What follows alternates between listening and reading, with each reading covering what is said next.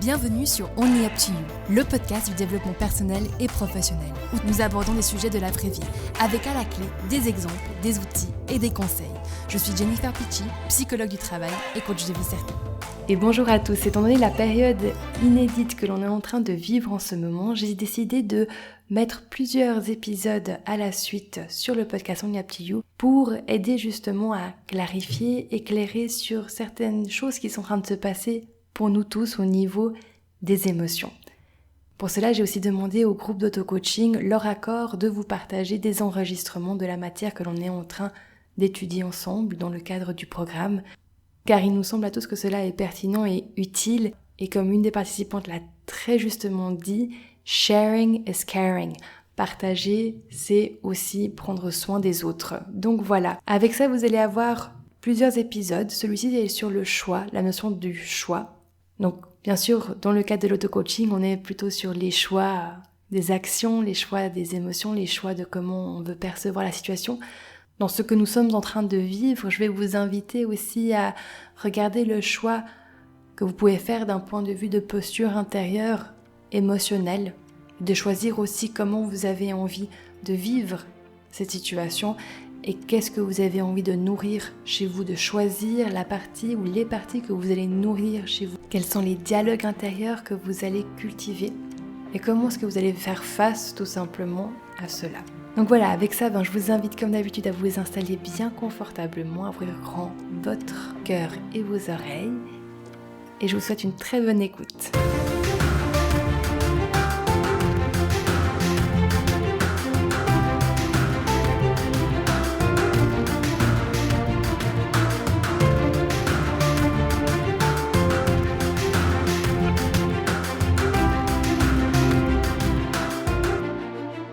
Alors on va aborder la notion de choix, le processus de choix. Si vous arrivez à contrôler le processus du choix, vous pouvez contrôler tous les aspects de votre vie. Vous trouverez la liberté qu'amène le fait d'être responsable de soi-même. Le choix, c'est ultra important. Vous avez sûrement entendu dire qu'on a tout le temps le choix. Tout est un choix et j'ai envie de dire que c'est vrai dans 97% des cas. Il y a toujours des exceptions.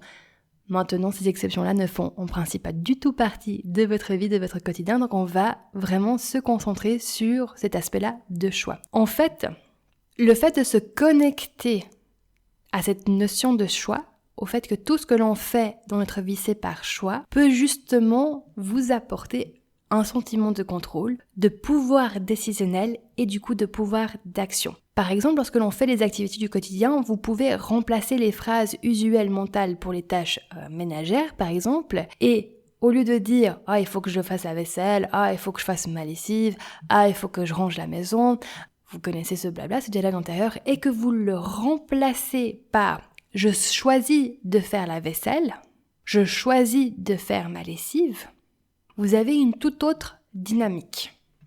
Le truc, c'est que vous êtes obligé de rien faire. En fait, il n'y a personne qui va venir vous obliger à faire votre vaisselle, à faire votre lessive, à payer vos factures, à respecter les lois sur la route, à vous occuper de vos enfants, à vous occuper des membres de votre famille, à vous occuper de vous-même. En fait, vous êtes obligé de rien faire. D'ailleurs, on peut même regarder, il y a des personnes qui ne font pas ces choses. Il y a des personnes qui ne payent pas leurs factures. Il y a des personnes qui ne respectent pas les lois. Il y a des personnes qui ne s'occupent pas de leurs enfants. Il y a des personnes qui ne font pas manger. Il y a des personnes qui ne rangent pas leur maison. Elles sont peut-être en prison pour certaines choses, mais pour d'autres choses, enfin voilà, leur vie va. Le fait que vous choisissiez de garder certaines choses, certains standards dans votre vie, part d'un choix, d'une envie de par exemple avoir une cuisine qui est propre. Donc quand on transforme la phrase « Oh, je dois faire la vaisselle » par « Je choisis de faire la vaisselle parce que j'aime avoir une cuisine propre », l'effet que ça crée à l'intérieur est tout autre. D'accord ? On passe de la position victime de ma vie à acteur de ma vie. Donc quand on commence en fait à transformer ces phrases du quotidien, on a non seulement le sentiment de pouvoir, de contrôle qui vient avec le choix, mais aussi de l'amour. En fait, ça va vous permettre de remettre l'amour au centre de votre vie. Alors je m'explique, parce que peut-être que vous ne voyez pas le lien entre dire « ok, je fais des choix » et l'amour. Pourtant, c'est vers ça que ça va tendre. En fait, quand je dis amour, je pense à l'amour sous toutes ses formes. Et l'amour est irremplaçable, c'est une source qui est tellement puissante qu'on oublie de l'utiliser. On pense que l'amour, c'est juste un peu l'affection que l'on peut avoir pour des personnes. Mais en fait, l'amour, elle vient aussi se retranscrire dans toutes les choses qui sont importantes dans notre vie et que l'on valorise. Et que c'est parce que l'on aime ça, qu'on aime certaines choses, que l'on s'aime soi, que ça devient important de pouvoir choisir ce qui va dans le sens et qui soigne les choses que l'on aime. Ces choses, justement, elles peuvent être d'autres personnes, elles peuvent être des choses matérielles, physiques, elles peuvent être des projets, elles peuvent être des rêves, elles peuvent être des relations, la relation avec soi, ok. Comme je l'ai dit avant, dans la plupart des cas, en fait, on a envie d'être la personne qui range, ou qui paye ses factures, ou qui respecte les lois, ou peut-être pas. D'accord ? Mais dans la plupart des cas, les choses que l'on se sent obligé de faire, en fait, au fond, on a envie d'être cette personne-là. Maintenant, peut-être que ce n'est pas vrai. Maintenant, peut-être que vous reproduisez des schémas familiaux qui ne vous correspondent pas, ou plus. Ça peut être un aspect, et où justement, où tout le travail d'aller clarifier, mais finalement, ces injonctions que j'ai, ces sentiments d'obligation que j'ai, d'où ça me vient? Est-ce que ça m'appartient? Est-ce que c'est quelque chose que j'ai envie de continuer de cultiver dans ma vie? Ok, là aussi, vous avez le choix. Vous avez le choix partout. Mais à nouveau, il faut clarifier, en fait, tout ce qui se passe à l'intérieur de vous. Maintenant, il y a un autre cas de figure qui peut bloquer, et c'est l'exigence et le niveau d'attente que l'on a pour certaines choses dans notre vie. Parfois, comme je l'ai expliqué déjà avant, en fait, on a l'impression que l'on peut tout augmenter dans notre vie. Et on veut être quasiment parfait ou ultra performant dans chaque domaine de notre vie. Et le truc, c'est que c'est pas vraiment possible. Peut-être qu'à un moment donné, il y aura un travail de lâcher prise pour certaines choses et de prioritisation sur d'autres choses. Alors maintenant, je vais vous donner en fait quelques questions à vous poser lorsque vous remarquez un discours intérieur de plainte. Ces choix que je fais sont-ils indispensables? Sont-ils nécessaires? Est-ce qu'aujourd'hui, c'est encore quelque chose d'important pour moi? Combien est-ce que ça me coûte et combien est-ce que ça me rapporte en énergie, ces choix?